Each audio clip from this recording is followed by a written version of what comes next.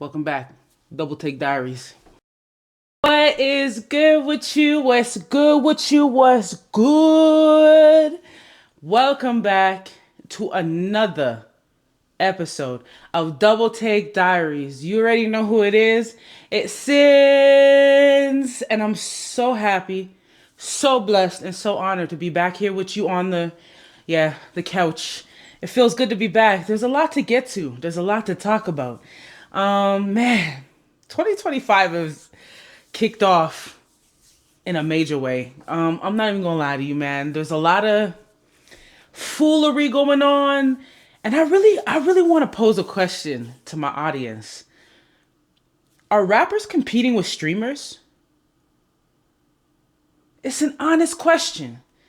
And I really want to know what people think about this. Are rappers competing with streamers? Do people care about streamers more than rappers nowadays? Some of you may or may not have known or have seen, it's going viral right now, but Fabio Foreign and Lil TJ pulled up to a well-known streamer's house who goes by the name of Plaqueboy Max. And there was some energy in the room that was a little weird. There was some sus type ish happening. But I think also a lot of people in that vicinity have problems with each other that I think a lot of people are unaware of. There was unspoken beefs in that room that other people had no idea about, including Plaqueboy Max. And so I want to get into it because there's a lot surrounding the energy rappers have, the energy that they, you know what I mean, they brought into this streamer's Airbnb, and you know what I mean, the grudges people just carry, man, forever. Some of you may or may not know Lil TJ is a rapper. He's from New York, and to be honest with you, I think it was 2 years ago.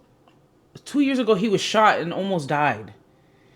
If I'm not mistaken, he was fighting for his life. And you know, it's crazy. It's crazy what's going on in New York right now. How violent it is. You know, with this new generation, like I feel like they don't care about life. Like they have no respect for life, and they don't see the value of living, of what it means to live. And he was shot June 22nd, 2022. 7 times. They saying it was an attempted robbery, but we know that was targeted. Um, his homie was shot with him too, and how we not gonna talk about that? These two young boys don't have some kind of PTSD from what's happened to them, and from the life that they be living. Like nobody talks about what happens to these young men when they go through these things, when they go through things like that, when they go through when they live their life like 24/7, like they're in a war. What that does to a person psychologically, especially when your mind isn't fully developed. So, long story long, Blackboy Max was doing a stream where he was doing this segment with producers and artists where, they play beats and they play music, jam to it, get a feel for what, everybody on the live stream feel and think. A little nigga that go by the name Bass Swag was there in the building. He brought another artist who Blackboy Max is affiliated with. So that's how this dude they call Bass Swag ended up being there. I'm pretty sure he's an artist. I know Bass Swag used to run around with Puff Daddy's sons. Um, Long story long, what a lot of people didn't understand about the live stream is Fabio Foreign ends up at this live stream, Lil TJ ends up at this live stream, and the energy in the atmosphere immediately changes. What is now coming to be known is that Bass Swag and Lil TJ used to be real cool with each other, right? Lil TJ gets shot. Bayswag is said to be there in the hospital. You know what I mean? Trying to help nurse a nigga and all this, whatever you want to you call it. Trying to be there, meeting Lil TJ's family. Like, you know what I mean? Really trying to be like one of the homies, supportive there, whatever. Long story long, Bayswag, years later, ends up running around with the people who are said to have shot Lil TJ. Now, it's super messy. And it's super weird. At the same time, it's like no one, the whole time Plaque Max is centered in the middle of all this and has no idea that this live stream could turn out to be a shootout. It really could. Because unfortunately, these young bulls, they don't have no respect for life. The world's never gave them a reason to. Do you understand? It's different. It's different from a kid who grows up, you know, in the suburbs, and you know what I mean? I'm not saying that some of these dudes ain't fronting, but some of them are just victims of their circumstance. They can't see their way out of where they came up and where they were born. You know, as someone who has had family from New York, has family in New York, and knows people from New York, like it's the mindset of a young black person coming up in a lot of those neighborhoods that are now being gentrified, right? They're not even the same as they used to be. You feel me? Harlem's not Harlem like it was in the 90s. It's a completely different day and age. But for those who are coming up in these neighborhoods that are extremely violent, do you understand? And that have lack of resources. Do you understand? These neighborhoods where generational trauma is cultivated. These neighborhoods that claim so many young lives and always have historically. Now, I mean, it's obviously unprecedented, but historically, like these neighborhoods, they've also produced some of the biggest artists in the world, artists who would go on to do things that, you know, they said rappers couldn't do.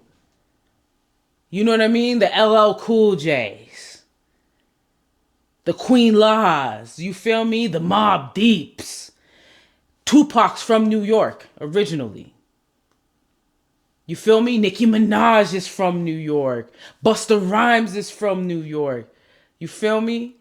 A Boogie with the Hoodies from New York. Like, you have generationally, but there's so much blood that has been spilled. So in this live stream, for those who are just on the outside looking in, Plaque Max had asked everybody who was there not to smoke in the Airbnb because it sets off the fire alarms and whatever. And he didn't want that to happen. Notify the owners. He would have been kicked out of his Airbnb.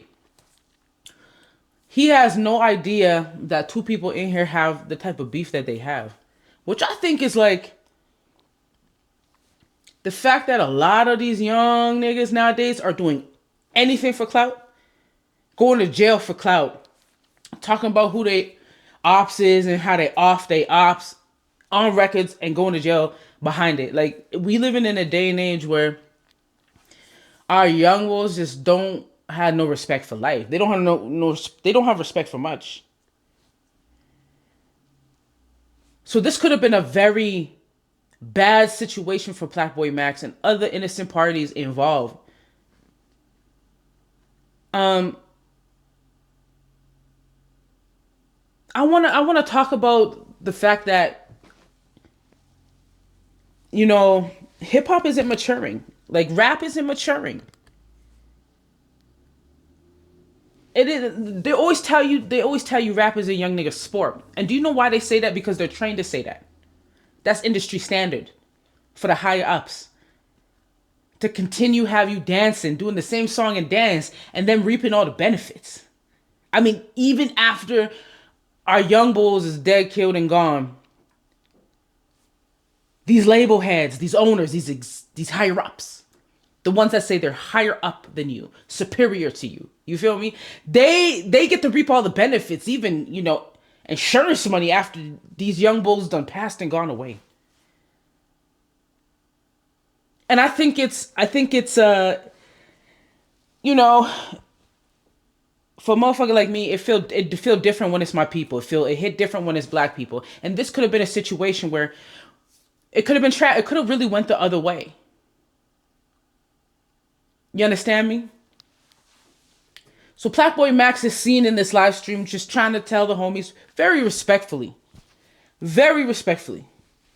He was super respectful, and this to me is an example of a mature black man who, is not choosing violence, who's not choosing, allowing his ego to lead, his way in this situation, because it really could have went bad. It could have went bad for all parties involved.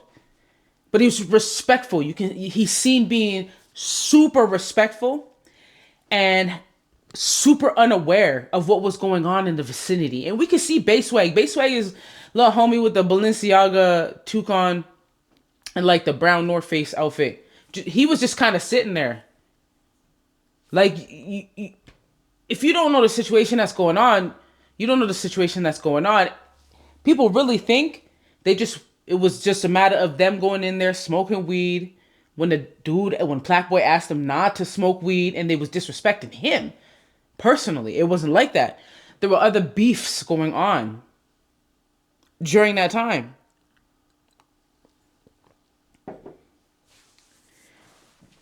Long story long,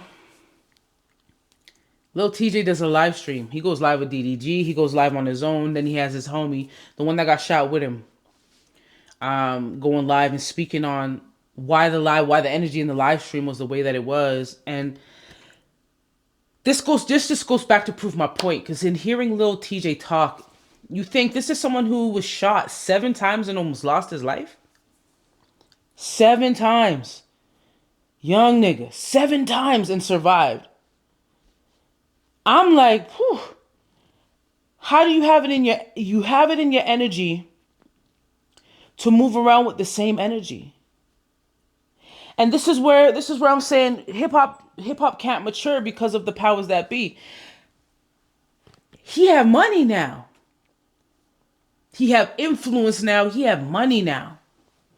He created generational wealth for his family and is creating generational wealth for the ones closest to him. But he ready to choose violence again. He was shot 7 times. I can't even imagine what the hell that must have felt like and laying up in the hospital.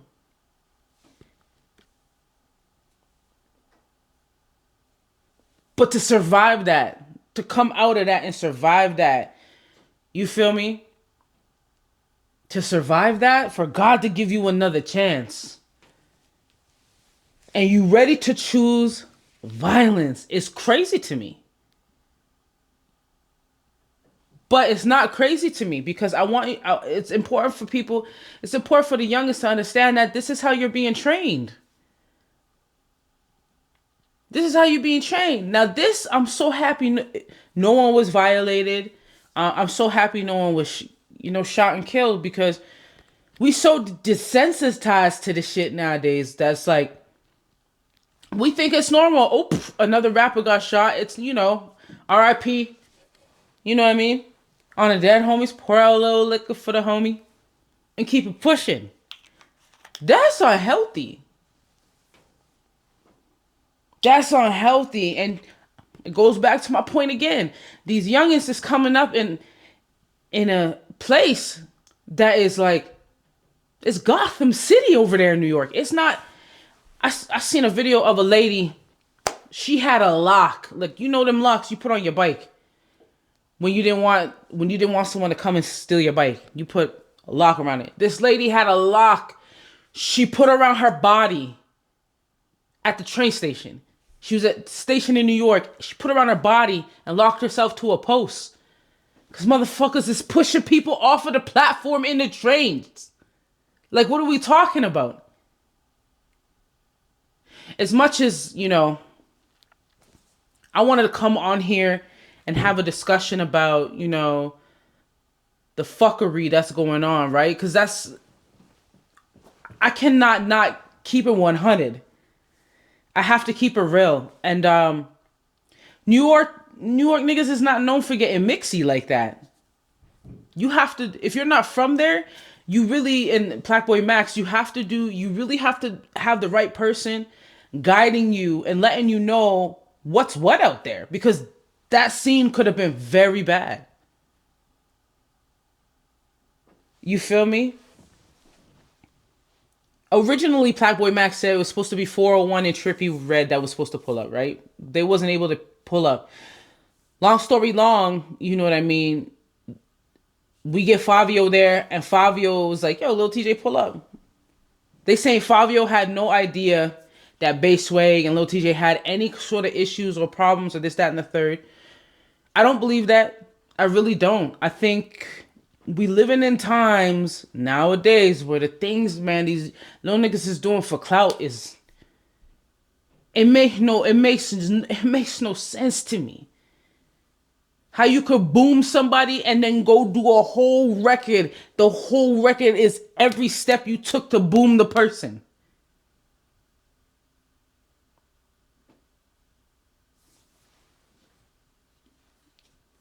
It honestly, it blows my mind. It blows my mind, but I digress. Now, this happens, and Plaque Max is a streamer, and you know, when I opened this episode, I'm really asking you guys, are rappers competing with streamers?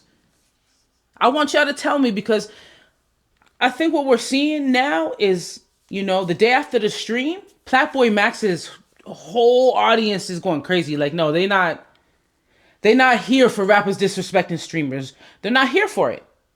And streamers are not with it. These streamers is getting more money than the rappers. So what are we doing? Like, streamers are getting more money than rappers. Like, look at that. You look at a rapper and you look at a streamer.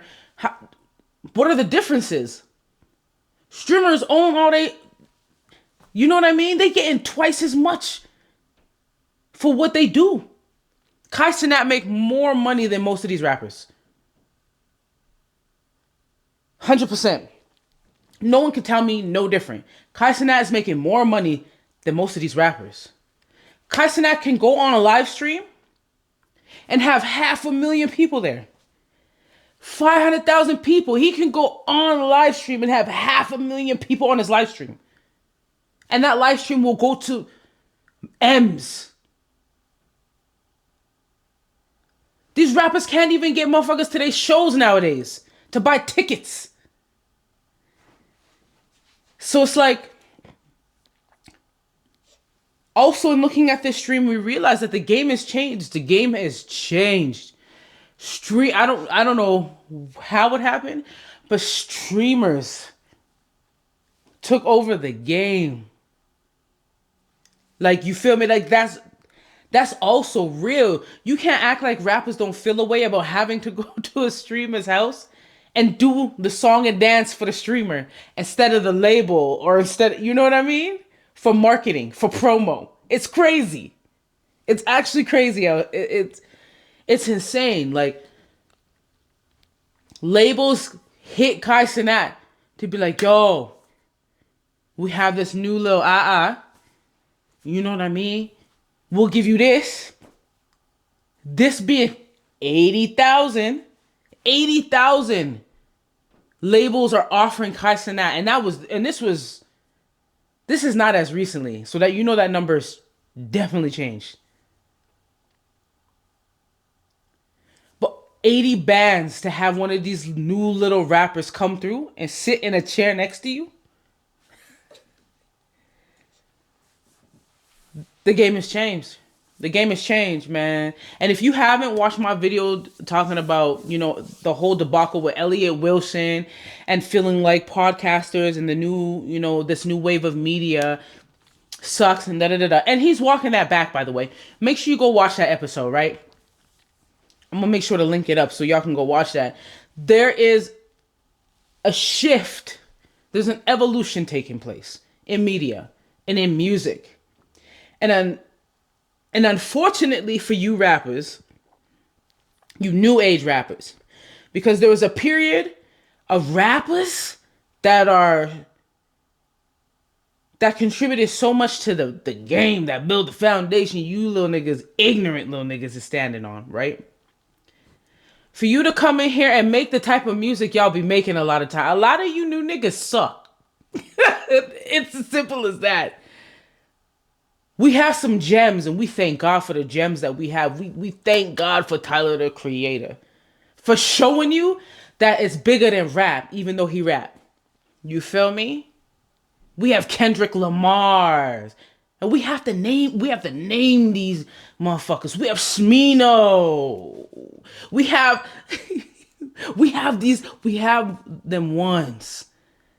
You know what I mean? That are consistently giving you that real shit, that high quality, that good, that perico, that grade A, that giving you that good. You feel me? But a lot of you mainstream niggas are killing rap, man. You killing rap. You boys is killing rap. The value of rap music is not even the same no more. The value of it. And y'all so ignorant. People don't give a fuck about who you are as a rapper no more. They like rappers. The allure of a rapper, the aura was to be a rapper. The aura was like rappers was the coolest motherfuckers on the face of the planet, bro. Y'all niggas dropping the aura down to it ain't even really cool to be a rapper no more. I never thought I'd ever see the day. I'm not lying to you. These streamers cooler than you, boy, and that's the reality. That's the reality. So, Blackpoint Max responded to the whole ordeal. He getting money. He's who labels are going to be looking to next. You know, to break artists. He's really getting to the bag. He's a streamer. Y'all rappers think you could come beat up streamers. And you're gonna learn real quickly how powerful these streamers really are now. If y'all don't get back into the booth and start mastering your motherfucking craft, if y'all don't start getting your shit together, y'all's damn near 2 skips and a hop from being extinct, bro. Like, it's very real out here, okay? You ain't got to kill niggas to make good music, man. And I that's what they want you to think and feel. And then we have artists who make incredible music about not doing those things, about how those things have impacted them and destroyed and taking the ones they love from them. Like, there's so much pain, there's so much blood that's been spilled behind a lot of those rap lyrics. And it's different when you telling your life story about how you had to survive, but it's different when you just perpetuate in this lifestyle in order to sell records. And there's a lot of whole shit going on in rap music right now. And nobody's having an honest conversation about a lot of the fuck shit going on in music. No other genre is an artist just getting killed because he has beef with another artist. Think about that. No other genre. You don't see Jelly Roll trying to pull up on Machine Gun Kelly because they have beef.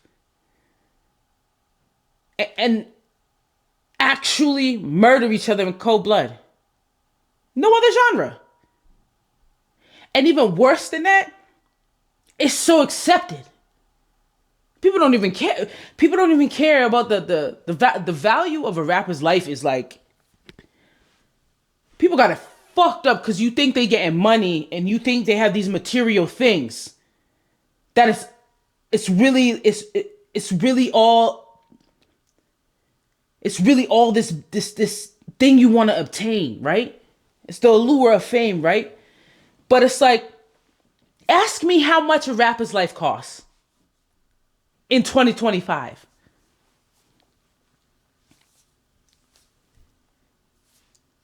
I've been trying to like really understand a lot of the shit that's going on in rap nowadays. You feel me?